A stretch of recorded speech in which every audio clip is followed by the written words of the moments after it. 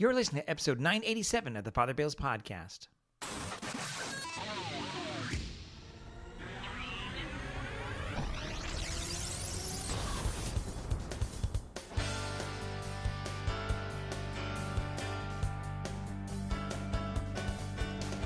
Welcome back. This week's episode is being offered by Father Dominic Sternhagen, and it's the homily entitled The Ruthless Elimination of Hurry, given on the 18th Sunday in Ordinary Time, 2025.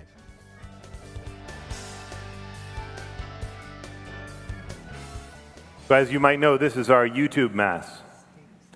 So for those of you who are watching on YouTube, like, subscribe, hit that bell notification. And for those of you who aren't watching on YouTube, well, you should follow our channel at Holy Trinity PDX, because there you'll find all sorts of videos, not just the weekend videos, but also other videos that we put out on Mondays and Fridays. And this last week on Friday, Father Bill put out a video talking about our staff retreat, and specifically about a presentation that we watched, and that also is linked on the channel, so you can go and you can find it there.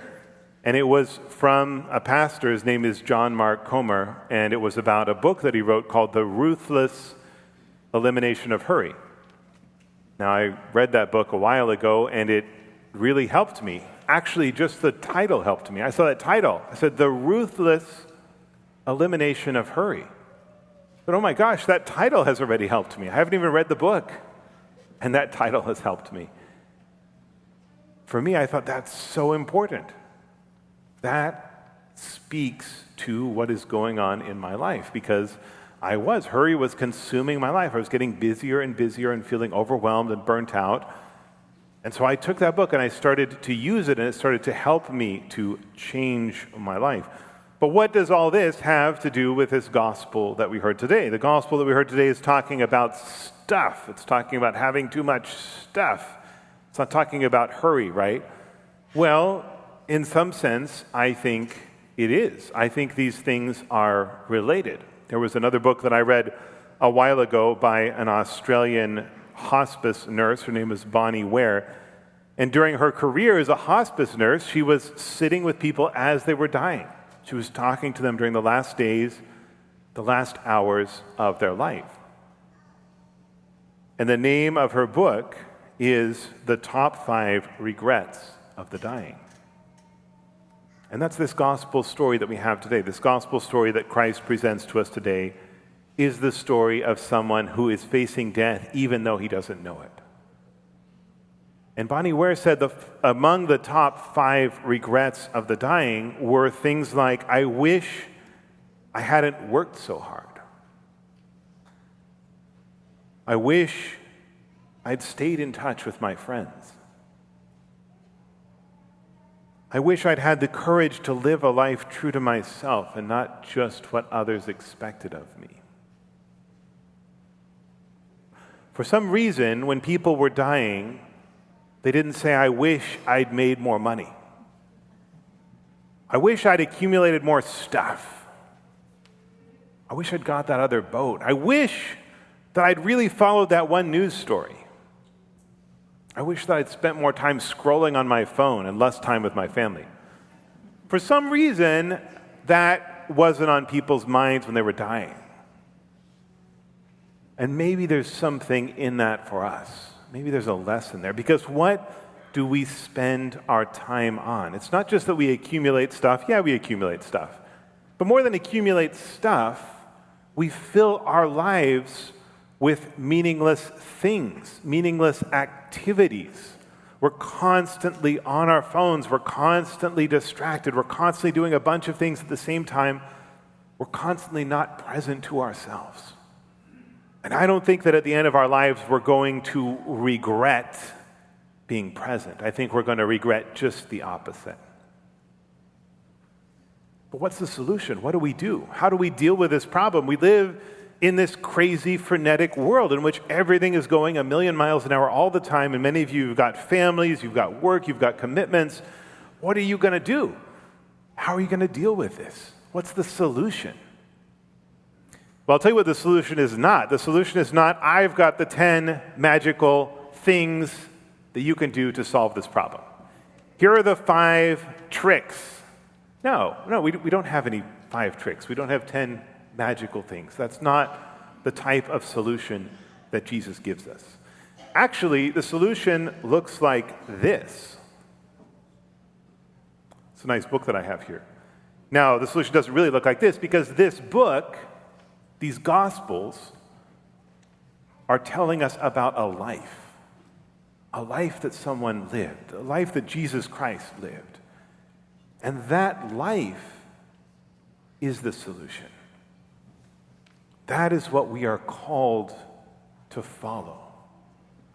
That's what we are called to pay attention to. We're not called to follow a bunch of rules. We're not called to do a bunch of things. We can't do more things. Our problem is we're doing too many things as it is.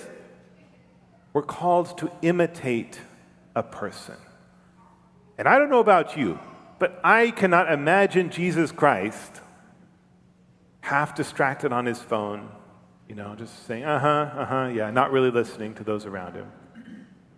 I can't imagine Jesus Christ cutting people off in traffic, yelling at people inside of his car, what do you think you're doing? I can't imagine Jesus Christ accumulating things. He didn't even have a house to fill up with stuff. And those are the things that we're doing all the time. And so the solution isn't do less things. The solution isn't have less things. The solution is get to know a person, the person of Jesus Christ. Start to follow his way of life and start to experience life as he shows us it should be experienced. He gives us the key to living fully. He gives us the key to living the life that we're meant to live. He gives us the key to living a life that at the end we will not regret. But at the end we can say, I have lived my life to the full. I have fought the good fight. I have finished the race. I've kept the faith, that St. Paul says. That's the sort of thing that someone can say who has followed Jesus Christ. So as we come here to this church, as we experience our community together, what are those things that we're supposed to do? This is Holy Trinity. We have that written up everywhere. We don't see it anymore. Know, grow, go. Those are what it means to follow Jesus Christ. We get to know Jesus Christ. Then we start to learn about Jesus Christ. He starts to transform our lives. And then we can go out and bring a life that's transformed.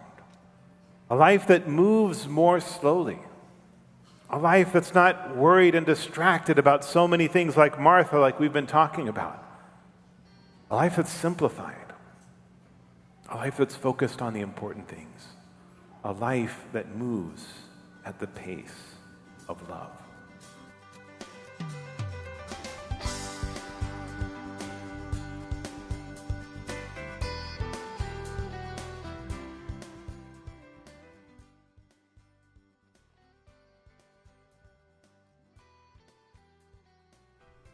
Thank you again. Thank you again for listening to this. Thank you again for listening to this episode of the Father Bills podcast. And a big thank you goes to Father Dominic Sternhagen. Again, he's our parochial vicar, our new parochial vicar we've had since July 1. Here we now are in August, so it's been about one month with him, and it's going really well. I think you'll find his homilies are very moving, and especially this one, while it was really tight, it really made a point, and I was very moved myself. It was like, yes, that kind of confirmed everything that we talked about in our retreat, our formation day, and I'm going to be building on that again on the next Friday video that I do. So I did this last week, and I'll come up this coming week with a continuing part 2 of the, what do you call it, the Ruthless Elimination of Hurry. But again, Father Dominic was able to put all that together in and around the theme of the actual scriptures. So that was excellent. If you have any comments or questions, I encourage you to go to my website at fatherbill.org, FRBILL.org. And there you can see what's going on in my social media, different podcasts that I have a blog, etc. So you can check it out. Again, fatherbill.org. In the meantime, may God bless you and have a great week. Bye-bye.